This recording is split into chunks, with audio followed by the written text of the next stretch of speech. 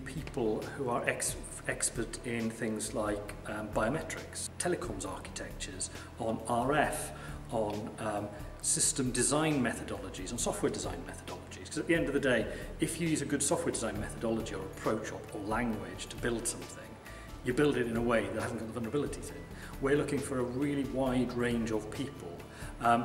Not necessarily don't have to have a security qualification when they come in. What we're looking for is people with good degree that in sort of the engineering, technical subjects that can really apply themselves into this kind of risk space and become immersed in all the technologies and the risk management and the specialisms that government needs and public sector needs. So a big role in government departments is accreditor. So that's the person who has to look at how a system's been built to see if it's actually suitable, it's fit for purpose for what it's trying to do from a confidentiality, integrity, but even an availability perspective. So accreditor is quite a key role within an organisation. A lot of the work that government does is now being kind of outsourced to managed service providers, system integrators. So whilst a lot of the deeper technical jobs may sit in those organisations, what we need to be able to do is to understand what they're delivering and be an intelligent customer.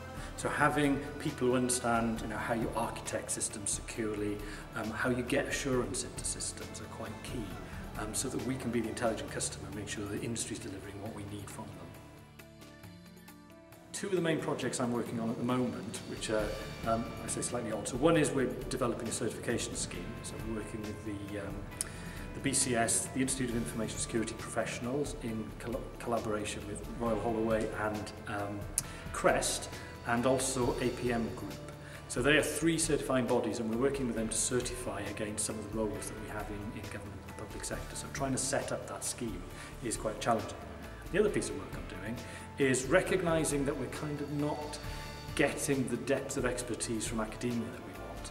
We are setting about to identify centres of excellence within academia in various cybersecurity subjects. And we're just about to do the assessments of the first application. So I think that's quite an interesting area that we're going to try and bring some real focused investment into the whole academic piece. What do I like most about my job? It's never the same 2 days in a row, and I think, as I said in my talk earlier, when I try to explain to my children what my talk is, when I try to explain to my children what my job is, I fail dismally because it is pretty unique because of CESG's role. But it's a great job. Never the same thing happens on 2 days in a row. Lots of interesting stuff. Yeah, I'd recommend anybody to do it, but it's mine.